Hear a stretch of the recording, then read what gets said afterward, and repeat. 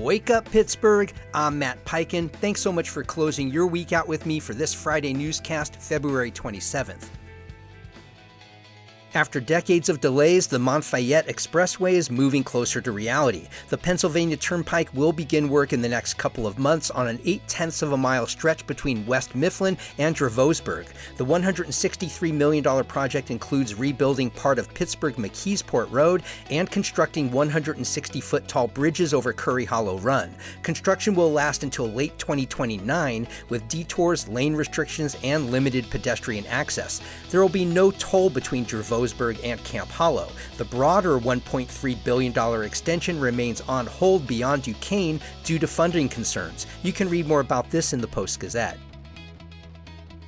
Pittsburgh Public Schools has denied a charter application for Three Rivers Wildflower Montessori. The board voted unanimously, without comment, to reject the proposal. The school's founder had proposed 3 small micro schools, saying they would expand access to Montessori education and serve more students and educators of color. District officials said the application lacked a confirmed location, pre-enrollment forms, and clear evidence of sustainable support. They also noted the district already operates a Montessori magnet school. The founder says she plans to reapply. Read more about this at WESA.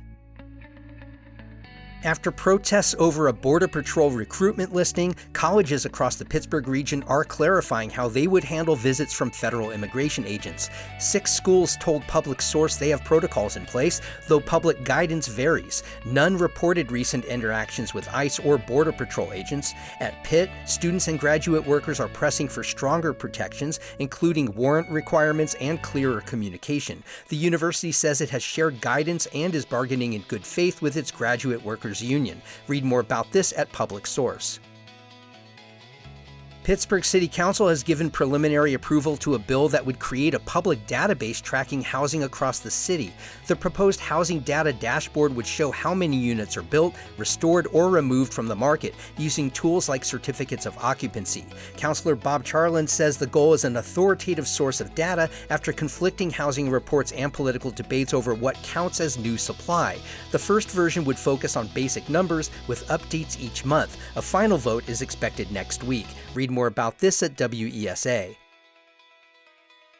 And Viatris plans to cut 10% of its workforce over the next 3 years as part of a restructuring plan. The drug maker based in Canonsburg has about 32,000 employees and is one of the largest publicly traded companies in this part of the state, with its global center in South Point. The company says the changes will generate $600 to $700 million in savings, with about half tied to job reductions. CEO Scott Smith says the goal is to become, quote, more modern, leaner, and better able to execute.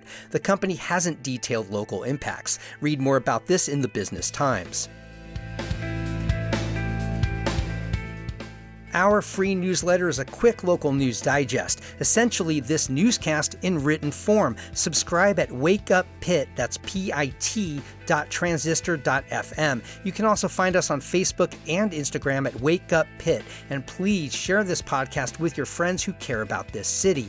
I'm Matt Peiken. Thanks so much for starting your weekdays with Wake Up Pittsburgh.